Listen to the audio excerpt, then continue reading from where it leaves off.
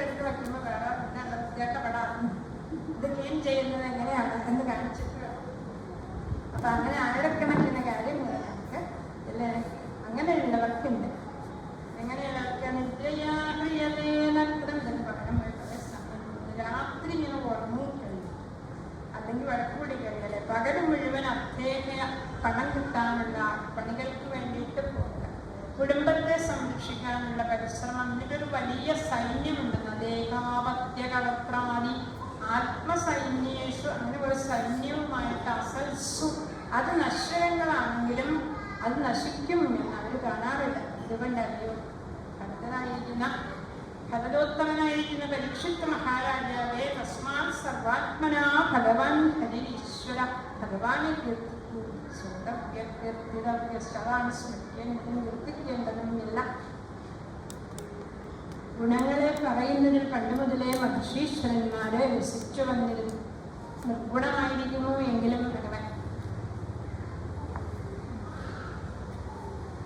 പണ്ട് ഒരു ഖണ്ഡുവാങ്കൻ എന്ന ഒരു രാജർഷി ഉണ്ടായിരുന്നു. അദ്ദേഹം ദേവന്മാർക്ക് വേണ്ടിയിട്ട് യുദ്ധം ചെയ്യാൻ പോയി. എന്നിട്ട് അദ്ദേഹത്തിന് ആയുസ് തീരാറായ ഒരു മുഹൂർത്തം കണ്ട് ആയുസ്സുള്ളൂ എന്നിട്ട് അദ്ദേഹം പറഞ്ഞു അദ്ദേഹം എത്രയും വേഗം ഭാരതഭൂമിയിൽ എത്തിക്കാൻ ആ കഥയിൽ താമസം വരിക. അദ്ദേഹം ഭാരതഭൂമിയിലെത്തി ഭഗവാനെ ധ്യാനിച്ച് അത്രയും സമയം കൊണ്ട് മോക്ഷം നേടിപ്പോയി. തവാപ്യേതി ഗൗരവ്യം സപ്രാഹം ജീവിതാവധി എന്നിവ രാജാവ് അങ്ങനെ 7 ദിവസം ആയുസ്സുണ്ടല്ലോ, അതുകൊണ്ട് ഞാൻ അങ്ങേ മോക്ഷമാർഗത്തിലെത്തിക്കാം. അപ്പൊ നമ്മള് മോക്ഷം ആഗ്രഹിച്ചു പോകുന്നു എങ്കിൽ ഗൃഹം വിട്ട് പുറത്തു പോകണം, അങ്ങനെയുള്ള കുറെ കാര്യങ്ങളാണ് പറയാം. പിന്നെ ഏകാന്തത്തിൽ ഇരുന്ന് ധ്യാനം ചെയ്യുക. അങ്ങനെ സത്യമുക്തി ക്രമമുക്തി ഇങ്ങനെ 2 രീതിയിലുള്ള മുക്തിമാർഗങ്ങളെ പരീക്ഷയ്ക്ക് ചോദിച്ചത് കൊണ്ട് പിന്നെ ഭഗവാനെ മാത്രമേ പഠിക്കാവുള്ളൂ അങ്ങനെയല്ല. ചെറിയ ചെറിയ ആവശ്യങ്ങൾക്ക് ഓരോരുത്തരെ പഠിക്കാം. അങ്ങനെയല്ല, ചെറിയ ചെറിയ കടകളിലൊക്കെ പോകണ പോലെ ബ്രഹ്മവർച്ചസകാമസ്തു യജേനത് വലിയ സൂപ്പർ മാർക്കറ്റിലാകുമ്പോൾ എല്ലാം ഉണ്ടാവും അല്ലെ, ചെറിയ ചെറിയ കടകളിൽ ചെറിയത്. അതുപോലെ ബ്രഹ്മവർച്ചസ് ആഗ്രഹിക്കുന്നുവെങ്കിൽ ബ്രഹ്മണസ്പതി വേദകർത്താവായിരിക്കുന്ന ഇന്ദ്രിയ സുഖങ്ങൾ അത് ബ്രഹ്മതേജസ്സിനെ ആഗ്രഹിക്കുന്നത് ഹസ്പതിയെ പഠിക്കുന്നത്. ഇന്ദ്രം ഇന്ദ്രിയ സുഖങ്ങളാണ് ആഗ്രഹിക്കുന്നത് ദേവേന്ദ്രനെ പഠിക്കുന്നത്. അങ്ങനെ ദേവിയുമായ ഇത് ശ്രീകാമ ഐശ്വര്യമാണ് ആഗ്രഹിക്കുന്നതെങ്കിൽ മഹാലക്ഷ്മി ദുർഗാദേവിയെ ഭജിക്കുക. അന്നാദ്യകാമസ്തു അതിഥി അന്നാദികാര്യങ്ങളൊക്കെയാണ് ആഹാരാദികളിലൊക്കെയാണ് ആഗ്രഹിക്കുന്നെങ്കിൽ അതിഥി ദേവിയെ ഭജിക്കുക. ആയുസ് ആഗ്രഹിക്കുന്നവർ അശ്വിനി ദേവന്മാരെ ഭജിക്കുക. രൂപാഭികാമന്മാരുടെ ഗന്ധർവന്മാരെയും സ്ത്രീകളെ മോഹിക്കുന്നവർ അപ്സരസായ ഉർവശിയൊക്കെ ഭജിക്കുക. വിദ്യാകാമസ്തു ഗിരിശം സർവവിദ്യാനാം ഭിഷജേ ഭവരോഗിണാം ഗുരവേ സർവലോകാനാം ദക്ഷിണാമൂർത്തയേ നമ. ആ ദക്ഷിണാമൂർത്തിയെ വിദ്യയ്ക്ക് വേണ്ടിയിട്ടും ദാമ്പത്യ സുഖത്തിന് വേണ്ടി വാമകേശ്വരന്മാരെ ഒന്നിച്ചൊക്കെ പഠിക്കാം. അങ്ങനെ വന്നാൽ പിന്നെ കാമകാമോ അങ്ങനെ ഓർന്ന് പറഞ്ഞിട്ട് അകാമസ്വർഗകാമോ വാ മോക്ഷകാമ ഉദാരഥി. അകാമൻ ആഗ്രഹമില്ലാത്തവര് എല്ലാം ആഗ്രഹിക്കുന്നവര് മോക്ഷം മാത്രം ആഗ്രഹിക്കുന്നവർ അങ്ങനെയുള്ളവരൊക്കെ പരമകൃഷ്ണനായിരിക്കുന്ന ഭഗവാൻ എന്ന് പറഞ്ഞ് അപ്പോൾ ശൗനക മഹർഷി എന്നെ കുറിച്ച് കൂടുതൽ അറിയാൻ ആഗ്രഹിക്കുകയാണ്. സവൈ ഭാഗവതോ രാജ. ഈ പരീക്ഷിത് മഹാരാജ വിഷ്ണു ഭക്തനാണ്. കൃഷ്ണക്രീഡകളെയാണ് അദ്ദേഹം കുട്ടിക്കാലത്ത് ചെയ്തത്.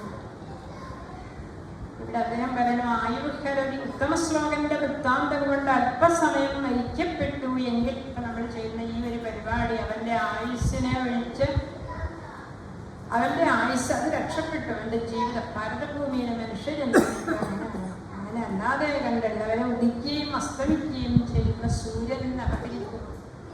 ഏതൊരു കഥയിൽ കണ്ട് നമ്മൾ രാവിലെ ഉണരുമ്പോൾ നമ്മുടെ കിടക്ക നമ്മുടെ ആയുസ് അത്രയും അപഹരിച്ചിരിക്കുന്നു എന്ന് മനസ്സിലാക്കിക്കൊള്ളണം. അത്ര കിടന്ന് ഉറങ്ങണം. വൃക്ഷങ്ങൾ ജീവിക്കുന്നു അല്ലെ, തെരുക്കൾ നമ്മളെ പോലെ തന്നെ ഒരു ആഞ്ഞിന് വെട്ടിക്കഴിഞ്ഞാൽ ഒരു 8-10 ആഞ്ഞിനുള്ളവർക്കെല്ലാം ഉണ്ടാവും അല്ലെ. അതുപോലെ നമ്മൾ പോകുമ്പോൾ കുറേ എണ്ണത്തിനെ സൃഷ്ടിച്ചിട്ട് പോകും, ഒരു ഉപകാരമില്ല. അങ്ങനെ ജീവിച്ചിട്ട് എന്താണ് കാര്യം? ഗ്രാമപശുക്കളൊക്കെ തിന്നലില്ലേ, നായ്ക്കളൊക്കെ ഇവിടെ കൊണ്ടാക്കാനാണ്. അത് നമ്മളെ പോലെ എല്ലാം ആഹ്ലാദമായിട്ടിരിക്കുന്നു. എന്നാലും ഭഗവാന്റെ നാമം കേൾക്കാത്ത കർണമാർഗത്തിലൂടെ ഇതകത്ത് പ്രവേശിച്ചിട്ടില്ലെങ്കിൽ നാവിന്തിനു തന്നു ഭഗവാന്റെ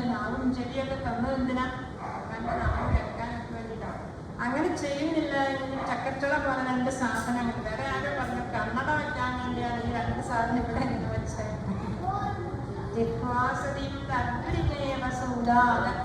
അല്ലാതെ കണ്ട് ഭഗവാന്റെ നാമം ചൊല്ലാത്ത നാക്ക് തറവേത നാക്ക് പോലെയാണ്. അതിങ്ങനെ ശബ്ദം കേൾപ്പിക്കുകയും ചെയ്തില്ല. അവസാനം കണ്ണുകൾ ദീർഘായുധേനേനാരായണം. ഭഗവാന്റെ രൂപം കാണാത്ത കണ്ണുകൾ മൈപ്പീലിയുടെ കണ്ണു പോലെ. അതുപോലെ വലിയ ക്ഷേത്രങ്ങളെ പ്രദക്ഷിണം വെക്കാത്ത കാലുകൾ. കാലെന്തിനു തന്നോ ഭഗവാന്റെ ഗുരുവായൂരെത്താത്ത കാലെന്തിനാണ് അങ്ങനെയുള്ള കാലുകൾ. അല്ലെങ്കിൽ അത് വൃക്ഷങ്ങളുടെ മനുഷ്യരുടെ കാലുകൾ സഞ്ചരിക്കാൻ കഴിയാതെ നിൽക്കുന്ന വൃക്ഷങ്ങളോട് തുല്യമാണെന്ന് അമ്പലത്തിലൊന്നും പോവാത്തവരുടെ കാലുകൾ. എല്ലാ ഇന്ദ്രിയങ്ങളും തദശ്മസാരം ഹൃദയം. അപ്പൊ ഹൃദയമോ ഭഗവാന്റെ നാമോ ഇതെല്ലാം കേൾക്കുമ്പോൾ കണ്ണിൽ നിന്ന് വെള്ളം വരാനും അങ്ങനെ ചെയ്യുന്നില്ല എങ്കിൽ അത് വെറും കല്ലിന് തുല്യമാണെന്ന്. അശ്മസാരം കല്ലിൻ്റെയും കൂടി സാരമായിരിക്കുന്ന എന്തെങ്കിലും ഉണ്ടെങ്കിൽ അത്രയും കടുത്ത ഹൃദയമായിരിക്കും. എത്രയോ ആളുകളിൽ നമ്മൾ ശ്രീരാമന്റെ ജയ് ശ്രീറാം ജപിക്കണമോ അല്ലെ എന്തോ ഒന്ന് വിളക്ക് വെക്കണമെന്നൊക്കെ പറഞ്ഞതിൻ്റെ പേരിൽ എത്ര കോലാഹലം ഉണ്ടാക്കി. ഹൃദയമൊക്കെ കല്ല് പോലെ ഇരിക്കുന്നതിന് ശ്രീകൃഷ്ണ ബ്രഹ്മർഷി അങ്ങനെ പഠിപ്പിച്ചു. അങ്ങനെ പറഞ്ഞു വന്നിട്ട് ശ്രീകൃഷ്ണ ബ്രഹ്മർഷിക്ക് വലിയൊരു നിർബന്ധമുണ്ട്. നല്ലൊരു വാക്ക് ശ്രേയസ്സിനുള്ളതാണ്. അത് ഭാരതീയ ഋഷീശ്വരന്മാർ പണ്ട് തന്നെ കണ്ടുപിടിച്ചു. അപ്പൊ വാക്ക് ശ്രേയസ്സിനായിത്തീരാൻ വേണ്ടിയിട്ട് ശ്രീശുഖ ബ്രഹ്മർഷിയോട് ഭഗവാനെ ശ്ലോകങ്ങളെ കൊണ്ട് സ്തുതിച്ചു. യൽകീർത്തനം യൽസ്മരണം യദീക്ഷണം യദ്വന്ദനം യശ്രവണം യദർപ്പണം ലോകസ്യ സദ്യോ വിധനോതി കൽമഷം തസ്മൈ സുഭദ്രസ്രവസേ നമോ നമഃ. യാതൊരു ഗുരുവായൂരപ്പന്റെ കീർത്തനങ്ങളാണോ അല്ലെങ്കിൽ ആരുടെ സ്മരണയാണോ ആരുടെ കടാക്ഷമാണോ യാതൊരുവന്റെ വന്ദനം ഭഗവാന്റെ നമസ്കാരം. യാതൊരുവരുടെ കഥകളെ കേൾക്കുക അവിടുത്തേക്ക് സേവനം ചെയ്യുക. അവന്റെ സർവവിധ ഭാവങ്ങളും നശിപ്പിക്കുന്നുവോ അങ്ങനെയുള്ള സുഭദ്രസ്രവസേ നമോ നമഃ. കുറേ ശ്ലോകങ്ങളിൽ അദ്ദേഹം വാക്കിനു വേണ്ടി ഭഗവാനോട് പ്രാർത്ഥിച്ചു. യാതൊരുവന്റെ പാദധ്യാനമാകുന്ന സമാധിയുടെ അഭ്യാസം കൊണ്ട് നിർമ്മലമായ ബുദ്ധി ഉണ്ടാവും. അപ്പൊ ആത്മതത്വത്തെ അറിയാൻ കഴിയും. എടുത്ത് പറയേണ്ട മനുഷ്യനെ സൃഷ്ടിച്ചു കഴിഞ്ഞപ്പോ ബ്രഹ്മദേവൻ ആശ്വസിച്ചു. ബ്രഹ്മാവലോകതിഷണന്തമാവ. ഇവൻ ബ്രഹ്മത്തിനെ ഈശ്വരനെ കണ്ടെത്തും എന്ന് മറ്റു ജീവികളെയൊക്കെ സൃഷ്ടിച്ചു കഴിഞ്ഞിട്ട് ബ്രഹ്മാവ് വളരെ വിഷമിച്ചു പോയി. ആ സൃഷ്ടിയെ കുറിച്ച് പറയുന്നത് കൂടുതൽ നമസ്തസ്മൈ ഭഗവതേ വ്യാസായാമിത തേജസേ വജ്ഞാനമയം സൗമ്യായ മുഖം പുരുഹാസവം. യാതൊരു വ്യാസഭഗവാന്റെ കമല പോലെയുള്ള മുഖത്തുനിന്ന് പുറപ്പെട്ട തേൻതുള്ളി അതാണ് ശാന്തസ്വരൂപമുള്ളവർ പാനം ചെയ്യുന്നത്. വേദവ്യാസനില്ലായിരുന്നു നമ്മളിതൊന്നും അറിയാറില്ല. ഇപ്പൊ ഗുരുപൂർണിമയൊക്കെ വ്യാസ ജയന്തിയാണ് ആഘോഷിക്കുക. വേറെ എത്രയോ പേരുണ്ട് എന്താ വ്യാസ ജയന്തി ആഘോഷിക്കുന്നത്. വ്യാസനാണ് ഇവരെല്ലാം നമുക്ക് പരിചയപ്പെടുത്തി തന്നത്. ശ്രീകൃഷ്ണ ഭഗവാനെ ഈ സഹസ്രനാമങ്ങളും എല്ലാം ഇവിടുന്ന് രാവിലെ എഴുന്നേറ്റ് ഈ സഹസ്രനാമം ഉൾപ്പെടെ എല്ലാ നാമങ്ങളും എല്ലാ കഥകളും എല്ലാ ദേവീദേവന്മാരെ കുറിച്ചും സത്യംബരം ദീപകീരുന്ന തത്വവും എല്ലാം നമുക്ക് പറഞ്ഞു തന്നത് വ്യാസനാണ്.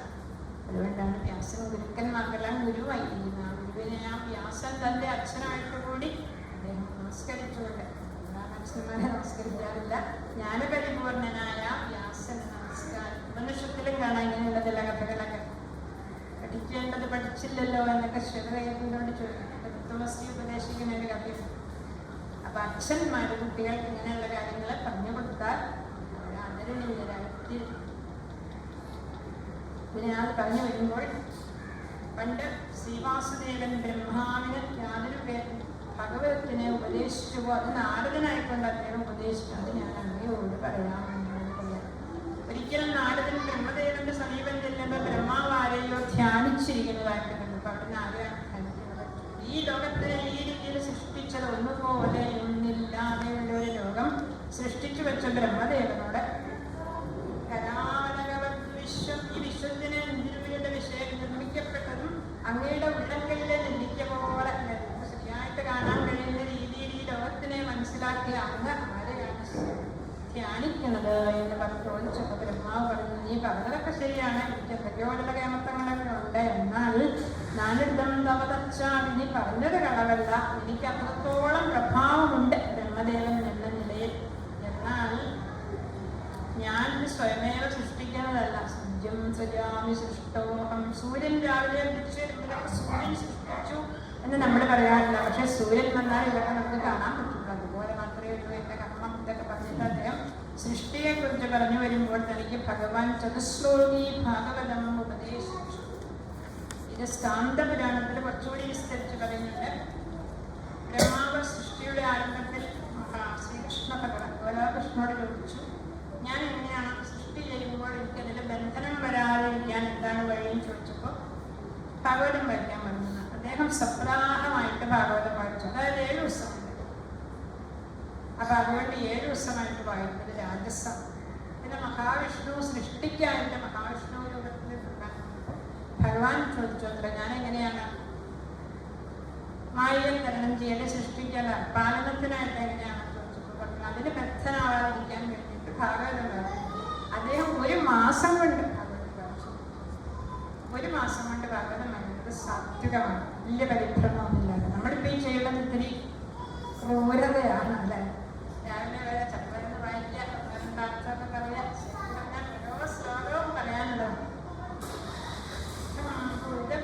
ഹരി എന്നൊക്കെയുള്ള ശ്ലോകത്തിന് 16 വ്യാഖ്യാനങ്ങളുണ്ട് ചൈതന്യ മഹാപ്രഭുവിന്റെ. ഓരോ ശ്ലോകവും അത്യധികം വ്യാഖ്യാനിക്കാനുള്ളത്. പിന്നെ മഹാദേവൻ, അതായത് സംഹാരകർത്താവായിരിക്കുന്ന രുദ്രൻ ചോദിച്ചു, എനിക്ക് ഈ സംഹാരക്രിയ ചെയ്ത് കഴിയുമ്പോൾ അതിനോടൊരു ബന്ധമുണ്ടായിട്ട് അതിന് പിന്നെയും തിരിച്ച് മായയിലേക്ക് വിട്ടുപോകാതിരിക്കാൻ എന്താണ് ചെയ്യുക? അപ്പോൾ അവിടെയും ഭാഗവതം വായിക്കാം. അത് 1 വർഷം കൊണ്ടാണ് വായിച്ചത്. ഇടയ്ക്ക് എന്നോട് പോകണം തോന്നി അന്ന് വായിക്കുന്നതെന്ന് വെച്ചു. അങ്ങനെയൊക്കെ വരും. അതൊരു താമസമാണ്. ശരിയായ മാർഗം 1 മാസം കൊണ്ട് ഭാഗവതം വായിച്ചത്. ഇവിടെ 4 ശ്ലോകമായിട്ട് ഭാഗവതത്തിന്റെ തത്വത്തിനെ ഒന്നുകൂടി കഴിഞ്ഞാൽ ഈ നിറാമത്തിയൊക്കെ കഴിഞ്ഞു. പിന്നെ കഥകളാണ് നോക്കാം. വരം ചോദിക്കും, അങ്ങേക്ക് മംഗളം കഴിക്കട്ടെ എന്നൊക്കെ പറയുമ്പോൾ ജ്ഞാനത്തിനായിട്ട് ഭഗവാനോട് ചോദിച്ചു, ഈ പ്രപഞ്ചത്തിനെ തപസ്സുകൊണ്ട് സൃഷ്ടിക്കുന്നു, തപസ്സുകൊണ്ട് പരിപാലിക്കുന്നു. തപസ് തന്നെയാണ് എൻ്റെ ശക്തി. ആ തപസ് ആചരിക്കാൻ വളരെ പ്രയാസമുള്ളതാണ്. അതുകൊണ്ട് മറ്റൊരു മാത്രം പറയാം. ജ്ഞാനം പരമമുഖ്യം. അത്യന്ത രഹസ്യമായിരിക്കുന്നതിനെ കുറിച്ചുള്ള അറിവ്. പരമഗുഹ്യം മേ ജ്ഞാനം യത് വിജ്ഞാന സമന്വിതം. അത് അനുഭവത്തോട് ചേർന്നതായ ആ ജ്ഞാനം. എനിക്ക് പ്രത്യേക ശ്രീരാമകൃഷ്ണനെ കുറിച്ച് എപ്പോഴും പറയാറ്, ജ്ഞാനവും വിജ്ഞാനവും അപരാവിദ്യ പരാവിദ്യ വിദ്യ അപരാവിദ്യ വിദ്യ സരഹസ്യം തദംഗം ച. അതുകൊണ്ട് അനുഭവത്തോട് ചേർന്നതായിരിക്കുന്ന വിദ്യ നിങ്ങൾക്ക് ഉപദേശിക്കാം. എന്നാൽ പറയപ്പെടുന്നതിന് സൃഷ്ടിച്ചാലും മയാഗതിതം യാവാനഹം യഥാഭാവം. ഞാൻ എങ്ങനെയുള്ള ആളാണ് എന്ന് ഇപ്പം പറയാറുണ്ട്. ഞാൻ എത്ര വലിപ്പമുള്ളയാളാണ്. യഥാഭാവ, ഏത് വിധങ്ങളായ രൂപങ്ങളും ഗുണങ്ങളും കർമ്മങ്ങളും ഉള്ളയാളാണ്. അപ്രകാരം സത്യമായ ജ്ഞാനം മതനുഗ്രഹാൽ എൻ്റെ അനുഗ്രഹം ബ്രഹ്മദേവാണ്ടാവും. സൃഷ്ടിക്കാൻ പറ്റുള്ളൂ. പറയുന്നു, അഹമേവാസമേവാഗ്രേ അഗ്രേ അഹം ഏവ. ആദ്യം ഞാൻ മാത്രമേ ഉള്ളൂ, പിന്നെയോ ഞാൻ മാത്രമേ ഉള്ളൂ. അഗ്രേ, സൃഷ്ടിക്ക് മുമ്പേ കാര്യകാരണങ്ങളിൽ നന്യമായതും യാതൊന്നോ അത് ഞാൻ തന്നെയായിരുന്നു. വേറെ പശ്ചാത്, അതിനുശേഷം ഉള്ളതോ അതും ഞാൻ തന്നെയാണ്. യഹ അവശിഷ്യതേ പശ്ചാത്, പിന്നെയുള്ളത് ഞാൻ തന്നെയാണ്. അയ്യോ അവശിഷ്യതേ അവശിഷ്യേത, ശേഷിക്കുമ്പോൾ എന്തുണ്ട്? അതും ഞാൻ തന്നെയാണ്. സഹമസ്മി, അതും ഞാൻ തന്നെയാണ്. അതെല്ലാം ഞാൻ തന്നെയാണ്. ഹൃദയർത്ഥം ബ്രഹ്മ ശ്രീമഹാദേവന്റെ വിവാഹം. അച്ഛൻ്റെ പേരെന്താ? ബ്രഹ്മാവിന്റെ അച്ഛനാരാ? മഹാവിഷ്ണു. മഹാവിഷ്ണുവിന്റെ അച്ഛനാരാണ്? ഞാനാണ്. ഹൃദയർത്ഥം പരമപദാർത്ഥം കൂടാതെ യാതൊന്ന് തോന്നുന്നുവോ ആത്മാവിൽ പ്രതീയേത, തീരിയില്ലാതെയും ഇരിക്കുന്നുവോ അത് എൻ്റെ മായയാണ്. നമുക്ക് നല്ല കാര്യങ്ങളോട് താല്പര്യം വരുന്നില്ലെങ്കിൽ അത് മായയാണ്. പ്രതിബിംബം പോലെയും രാഹു എന്ന ഗ്രഹം പോലെയും യഥാ ഉച്ചാവകേഷു സ്ഥൂലങ്ങളും സൂക്ഷ്മങ്ങളുമായ ഭൂതങ്ങളിൽ അനുപ്രവേശിച്ചവയെങ്കിലും മഹാഭൂതങ്ങൾ അവയിൽ എപ്രകാരം പ്രവിഷ്ടങ്ങളല്ലേ അപ്രകാരം ഞാൻ പ്രവേശിച്ചവനും എന്നാൽ പ്രവേശിക്കാത്തവനും. അതൊക്കെയാണ് ഈ അമ്പയവ്യതിരേകം എന്ന് പറയുന്നത്. കാര്യങ്ങളുടെ നാശാദി വികാരങ്ങൾ കൂടാതെ മഹാഭൂതങ്ങളുണ്ട്. അതുപോലെ ഞാനും സ്ഥൂല സൂക്ഷ്മങ്ങളിൽ ഭഗവാൻ പ്രവേശിച്ചില്ലെങ്കിലും അതിലുണ്ട്, എന്നാൽ ഭഗവാൻ പ്രവേശിച്ചു എന്ന് പറയുന്നു. ഏതാവതേവ ജിജ്ഞാസ്യം ആത്മാവിന്റെ തത്വം അറിയാൻ ആഗ്രഹിക്കുന്നവൻ അറിയപ്പെടാൻ യോഗ്യമായത് മാത്രമാണ്. എല്ലായ്പ്പോഴും അന്വയം കൊണ്ടും വ്യതിരേകം കൊണ്ടും യാതൊന്നുണ്ടോ അതവന് ആത്മാവ്. ഇതിനെ ഉത്കൃഷ്ടമായ ഏകാഗ്രതയോടുകൂടിയും അതിനെ നിരന്തരം ചിന്തിച്ചാൽ കൽപ്പവികൽപ്പങ്ങളിലൊന്നും പെടാൻ. ഇപ്പൊ നമ്മൾ ഒരുപാട് വിഷയങ്ങളെ പഠിക്കും. സത്വരജസ്തമോ ഗുണങ്ങളെ കുറിച്ച് പഠിക്കും. ഈ സത്വരജസ്തമോ ഗുണങ്ങൾക്കും അപ്പുറമാണ് ഭഗവാൻ. അതിലിപ്പോ ലോകത്തിനെ കുറിച്ച് പറയുമ്പോൾ ഏറ്റവും ചെറിയ സമയം എന്ന് പറയുന്ന അണുവാണ്. ഏറ്റവും ഉയർന്നത് ബ്രഹ്മാവിന്റെ കാലമാണ്. ഭഗവാൻ അതിന് മേഖല. അതിനെല്ലാത്തിനും മേഖലയായിട്ട് ഈശ്വരനെ കണ്ടെത്തുക എന്നതാണ് ഭഗവത്. അങ്ങനെ പറയാൻ പോയാൽ ദ്വിതീയ സ്കന്ധേ ദശമോധ്യായം 10 ലക്ഷണങ്ങളുള്ള മഹാപുരാണമാണ് ശ്രീമദ് ഭാഗവതം.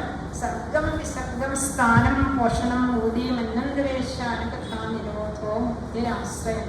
ഇങ്ങനെ 10 ലക്ഷണങ്ങൾ. സർഗം വിസർഗം നമ്മുടെ ഈ തൃതീയ സ്കന്ധമുള്ളത് വരും.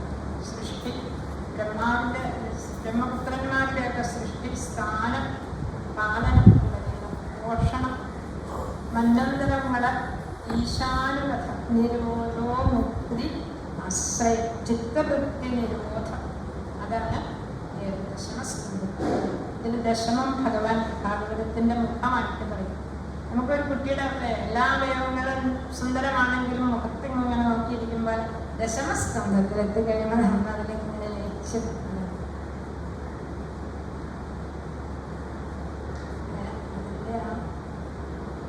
10 ലക്ഷണങ്ങളും പറഞ്ഞിരുന്നു. കൂടുതൽ നമ്മൾ വായിച്ചു വരുമ്പോൾ ഓരോ ദശകം തുടങ്ങുമ്പോൾ അധ്യായം തുടങ്ങുമ്പോൾ അത് പറയാം. പിന്നെ തൃതീയ സ്കന്ധം, പിന്നെ കുറെ ചോദ്യങ്ങളെ ചോദിക്കുകയാണ് പരീക്ഷിത മഹാരാജാവ്. അതിൽ 8ാമത്തെ അധ്യായത്തിൽ ഒരു പ്രധാനപ്പെട്ട ചോദ്യമുണ്ട്. ധൗതാത്മാ പുരുഷ കൃഷ്ണപാദമൂലം മുഞ്ചതി മുക്ര സർവപരിക്ലേശ പാണ്ഡസ്വശരണം യഥാ. ധൗതാത്മാവ് എന്ന് വെച്ചാൽ ശുദ്ധമായ മനസ്സോടുകൂടിയ ഒരു മനുഷ്യൻ. മുക്ര സർവപരിക്ലേശം, സകല ദുഃഖങ്ങളോടുകൂടിയും ഇരിക്കുന്ന പുരുഷൻ വഴിപോക്കൻ. സ്വശരണം, തൻ്റെ ഗൃഹത്തെ എന്ന പോലെ കൃഷ്ണന്റെ പാദമൂലത്തെ ഉപേക്ഷിക്കില്ല. പാപങ്ങൾ നശിച്ചതുകൊണ്ട് പരിശുദ്ധമായ മനസ്സാണ്. അതിനാൽ സകല ക്ലേശങ്ങളിൽ നിന്നും അകന്നവനുമായിരിക്കുന്ന ഒരു പുരുഷൻ, ഒരു വഴിപോക്കൻ, തൻ്റെ ഗൃഹത്തിൽ ചെന്നാൽ അതിനെ വിട്ടുപോകില്ല. അതായത് ഒരാളിപ്പോൾ യാത്ര ചെയ്തിരിക്കുന്നു, വഴിയിലുണ്ട്, അയാളൊരു കടയിൽ കയറി എന്തോ വാങ്ങി, ഓഫീസിൽ പോയി കുറച്ച് സമയം അവിടെ ഇരുന്നു, പോലീസ് സ്റ്റേഷനിലോ അമ്പലത്തിലോ എല്ലായിടത്തും പോയി. അവിടെ നിന്നൊക്കെ അയാൾ വേഗമായി പോയി. അയാൾ വേറൊരു ഗേറ്റ് കിടന്നാൽ അവിടേക്കൊക്കെ പിന്നെ ഇങ്ങോട്ട് വരില്ല. അതെവിടെയാണ്? നമ്മുടെ വീടാണ്. നമ്മുടെ വീട്ടിലേക്ക് കടന്നു കഴിഞ്ഞാൽ പിന്നെ നമ്മൾ തിരിച്ചു വരാത്തത് പോലെ ഈ ഭഗവാന്റെ പാദമൂലത്തിലേക്ക് എത്തിക്കഴിഞ്ഞാൽ ശരിയായ ആത്മാവ്, ഭൗതാത്മാവായിരിക്കുന്ന ഒരു വ്യക്തി പിന്നെ അതിൽ നിന്ന് തിരിച്ചു പോവുകയില്ല. അതാണ് അടുത്ത കൊല്ലോ സപ്താഹം വേണം ഇപ്പോഴേ തീരുമാനിച്ചു.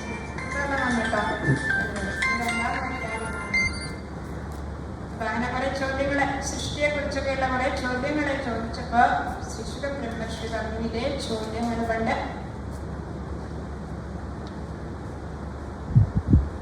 വിതുര മഹാശയൻ മൈത്രേയനോട് ചോദിച്ചു. അപ്പോൾ പരീക്ഷിച്ച് വീണ്ടും ചോദിച്ചു, ഏത് ദിക്കിൽ വെച്ചാണ് വിതുര മൈത്രേയ സംവാദമുണ്ടായി? ഈ വിതുരൻ എന്ന് പറയുന്നത് നമ്മുടെ പ്രധാനമന്ത്രിയെ വെച്ച് പറയും പോലെ ഒരു ഉത്തരവാദിത്വമുള്ള മനുഷ്യൻ. കൗരവന്മാരുടെയൊക്കെ സഭയിൽ അല്ലെങ്കിൽ ധൃതരാഷ്ട്ര മഹാരാജാവിന്റെ അനുജനും അദ്ദേഹത്തിന്റെ ഉപദേഷ്ടാവുമാണ് ദുര്യോധനന്റെ സഭയിലെ മന്ത്രി, പ്രധാനമന്ത്രിയുമാണ്. അപ്പൊ അദ്ദേഹം എവിടെ വെച്ചാണ് ഈ മൈത്രേയ സംവാദമുണ്ടായത് എന്ന് ചോദിച്ചപ്പോൾ അദ്ദേഹം വീട് വിട്ടൊരു, അദ്ദേഹം ഹസ്തനാപുരം വിട്ട് പോവാനൊരു സംഭവം ഉണ്ടായി എന്നാണ്. ധാതുരാജാസുദാന സ്വാധു ധൃതരാഷ്ട്രാദി ദുര്യോധനാദികൾ അനവധി അധർമ്മങ്ങളെ ചെയ്തുകൊണ്ടേ കഴിഞ്ഞാൽ പാഞ്ചാലിയുടെ വെടി പിടിച്ചു വലിച്ചു.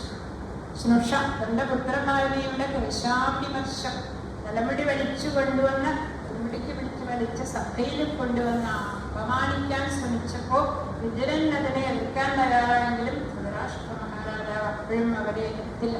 പിന്നെ കള്ളച്ചൂടിന് കണ്ടവന്മാരെ വനത്തിലേക്ക് അയച്ചപ്പോഴും ഒരുപാട് സംഭവങ്ങൾ ഉണ്ടായപ്പോൾ ഒന്നും അദ്ദേഹം അതിനെ എതിർത്തില്ല. അപ്പൊ ഇത് കണ്ടുകൊണ്ട് അല്ലെങ്കിൽ ഇതിൽ വളരെയധികം വിഷമമുണ്ടായ വിതുര മഹാശൻ അന്നൊക്കെ അവിടെ നിന്ന് ഇറങ്ങിപ്പോണം എന്ന് വിചാരിച്ചു. അത് പറ്റിയില്ല. ഇപ്പോഴൊക്കെ തിരിയും ഇടയ്ക്കിടയ്ക്ക് ധൃതരാഷ്ട്ര മഹാരാജാവിന്റെ ഉപദേശം കൊടുക്കാൻ വേണ്ടിയിട്ട് അദ്ദേഹം അവിടെ നിർമ്മിച്ചു. അങ്ങനെ ധൃതരാഷ്ട്രയെ ഉപദേശിച്ച് വിതുരനും വൈരാഗ്യം അല്ലെ. ചില സ്ഥലത്ത് അങ്ങനെ ഉണ്ട്. ഭാഗവതം വായിച്ച് സന്യസിച്ചു പോണവരൊക്കെ ഉണ്ട്. കേരളമാർ ഉറങ്ങിപ്പോവാണെങ്കിൽ അവർക്ക് വേദപ്രയോജനമൊക്കെ ഉണ്ടാകാനാണ് ഇപ്പൊ തോന്നുന്നത്.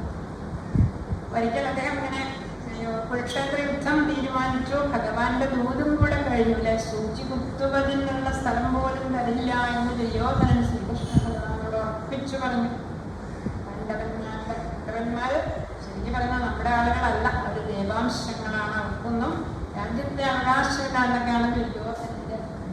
ഇത് കേട്ടുകഴിഞ്ഞ് ഭഗവാൻ പോയി കഴിഞ്ഞപ്പോൾ ധൃതരാഷ്ട്ര മഹാരാജാവിനാകെ രാത്രി കിടന്നിട്ട് ഉറക്കം പറഞ്ഞില്ല. അപ്പോൾ വിതുരനെ വിളിച്ചു.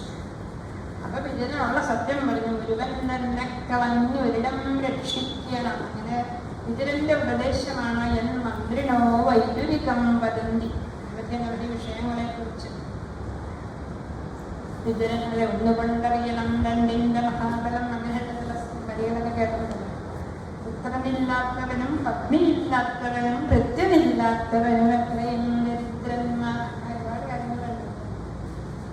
കഷ്ടപ്പെടാൻ പഠിക്കുന്ന ദരിദ്രനെയും ദാനം ചെയ്യാൻ പഠിക്കുന്ന ഭഗവാനെയും കല്ലും കെട്ടി വെള്ളത്തിൽ തന്നു എന്നൊക്കെ പറയുന്നത്. അങ്ങനെ പറയുന്നതിനാണ് വിതുരവാക്യം വിതുരനീതി എന്നൊക്കെ പറഞ്ഞിരുന്നത്. ഒരിക്കലും ഇങ്ങനെ പറഞ്ഞു, ദുര്യോധനനെ പുറത്താക്കിയില്ലെങ്കിൽ അങ്ങേക്ക് ബലിയിടാൻ പോലും ഒരു പുത്രൻ ഉണ്ടാവില്ല.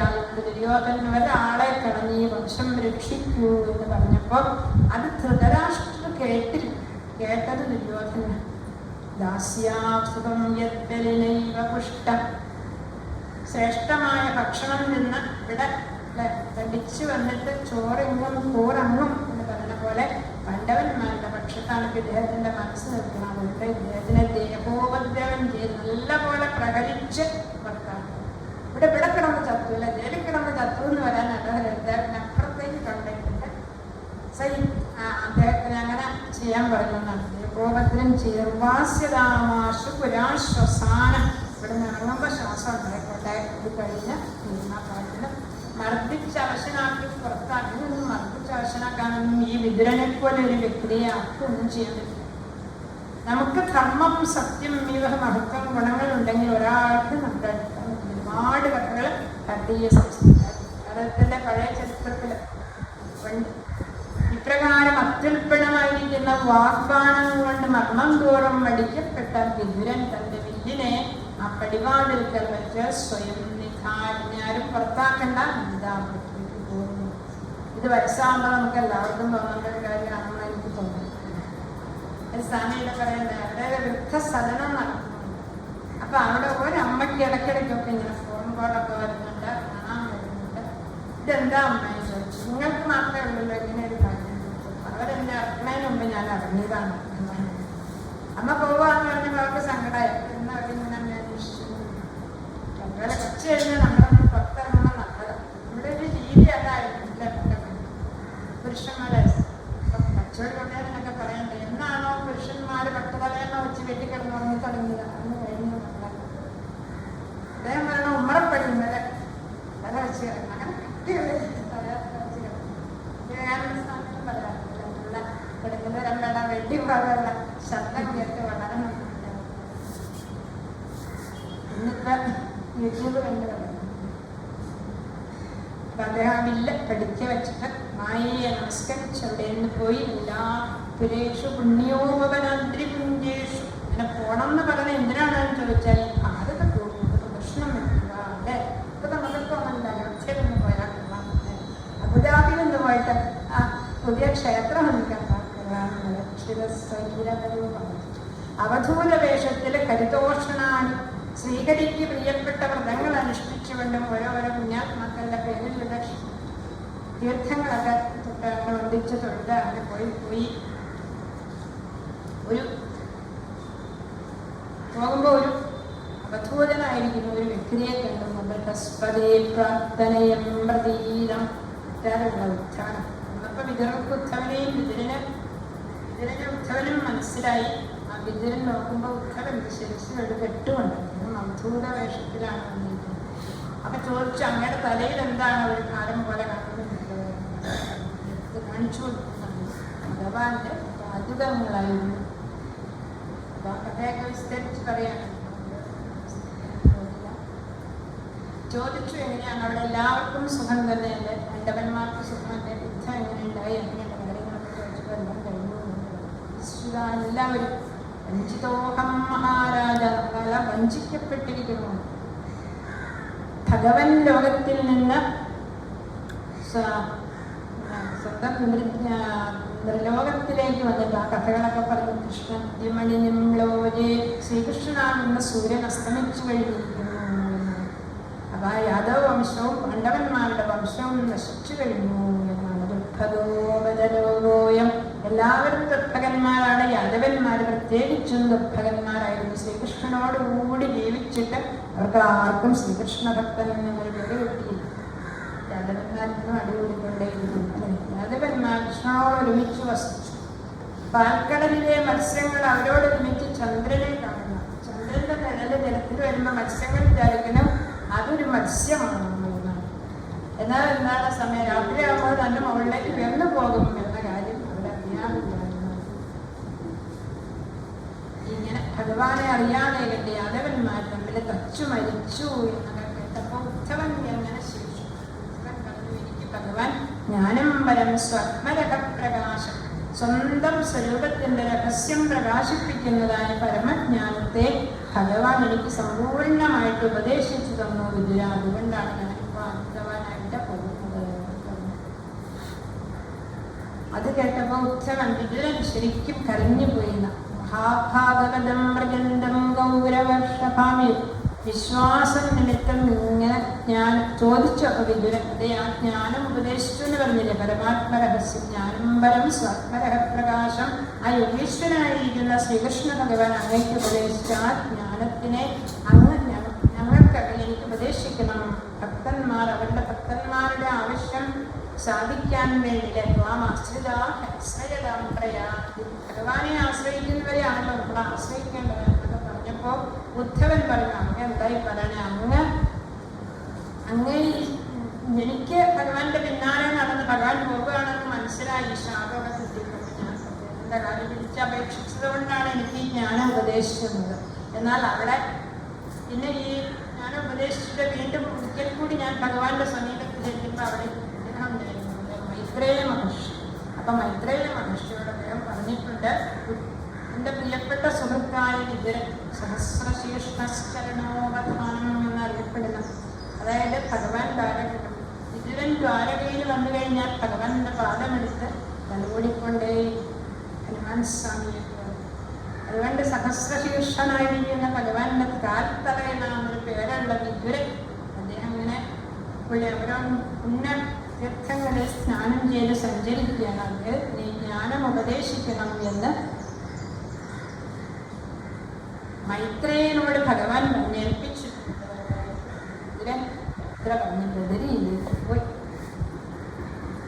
അപ്പോ പരീക്ഷിത് മഹാരാജാവ് ചോദിച്ചു, ഇവരെല്ലാവരും പോയുമ്പോൾ ഈ ഉദ്ധവനും ആ കൂട്ടത്തിൽ നശിക്കേണ്ടതല്ലായിരുന്നു, എന്തുകൊണ്ടാണ് ഉദ്ധവൻ നശിക്കാതിരുന്നത് എന്ന് ചോദിച്ചു. ബ്രഹ്മശാപോപദേശേന സംഹൃത്യസ്വകുലം നൂനം ദക്ഷ്യന്തേഹമചിന്തയൽ. ഭഗവാൻ വിചാരിച്ചു, ഈ ലോകത്തിൽ എൻ്റെ വംശം നശിക്കാൻ പോവുകയാണ്. അപ്പോൾ എൻ്റെ ഈ തത്വത്തിനെ ലോകത്തിൽ മുഴുവൻ പ്രചരിപ്പിക്കാനായിട്ട് ഒരാൾ വരും. മതാശ്രയം ജ്ഞാനം സ്മാൻ ലോകാതുപരതേ മയി ജ്ഞാനം മതാശ്രയം. അതിനകൃത്യവയേവാത്മാസംപ്രത്യാത്മവതാം ആത്മജ്ഞാനികളിൽ ശ്രേഷ്ഠനായിരിക്കുന്ന ഉദ്ധവൻ തന്നെ ഇത് സാക്ഷാത്കരിക്കും. എൻ്റെ ഈ ജ്ഞാനത്തിനെ ലോകത്തിൽ പ്രചരിപ്പിക്കും. ഉദ്ധവൻ അണ്ണഭിമന്യുവിനോ എന്നേക്കാൾ അല്പം പോലും കുറഞ്ഞയാളല്ല ഈ കൃഷ്ണദേവൻ. എങ്ങനെയാണോ വിവേകാനന്ദ സ്വാമികളെ ഉയർത്തിക്കൊണ്ടുവന്നത് അതുപോലെ ഉദ്ധവനെ പഠിപ്പിച്ച് തനിക്ക് തുല്യനാക്കി തീർത്തു. രാധാദേവിയും അനുഗ്രഹിച്ചിട്ടുണ്ട് ഉദ്ധവൻ. ഇങ്ങനെ ത്രിലോകപുരനോ ഗുരുവായിരിക്കുന്ന വേദത്തിന് കാരണഭൂതനായിരിക്കുന്ന ഭഗവാനാൽ കൽപ്പിക്കപ്പെട്ട് ഇങ്ങനെ ഉണ്ടായിട്ടുണ്ട് എന്ന് പറഞ്ഞ് ഉദ്ധവൻ ബദരിയിലേക്ക് പോയി. ഇന്നും ഉദ്ധവന്റെ ഒരു ചെറിയ പ്രതിഷ്ഠയുണ്ട് ബദരി. വിദുരോപ്യുദ്ധമാ കൃഷ്ണസ്യ പരമാത്മന, ശ്രീകൃഷ്ണ പരമാത്മാവിന്റെ ശ്ലാഘിക്കപ്പെട്ട കർമ്മങ്ങളെയും ധീരന്മാർ അവർക്ക് ധൈര്യം വർദ്ധിപ്പിക്കുന്നതായ ശരീരത്യാഗത്തെയും ഒക്കെ ഉദ്ധവനിൽ നിന്ന് കേട്ടിട്ട് വിദുരൻ കരഞ്ഞു. ആ മകളിൽ കിടന്നു ഉരുണ്ടു. യമുനയുടെ തീരത്താണ്. യമനാണ് വിദുരൻ. വിദുരന്റെ സഹോദരിയാണ് യമുന. യമുനയുടെ തീരത്ത് അവിടെ കിടന്നു ഉരുണ്ട്. ഭഗവാൻ പിരിഞ്ഞതിനെ ആലോചിച്ചിട്ടും ഭഗവാൻ പോകാറാവുമ്പോ എന്നെ പറ്റി ചിന്തിച്ചുവല്ലോ എന്നുകൂടി ചിന്തിച്ച് വിദുരന് കരച്ചു കിടന്നു.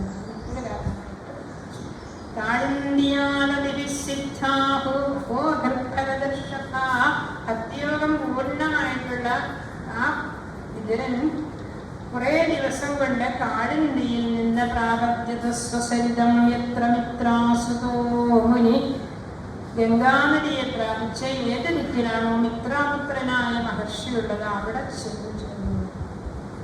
ഇത് ശ്രീമദ്ഭാഗവതേ തൃതീയ സ്കന്ധം 4-ാമത്തെ അധ്യായം സമാപിച്ചു. ബദരിയിലേക്ക് പോയി ഉദ്ധവൻ വിദുരൻ ഗംഗാതീർത്ഥം മൈത്രേയ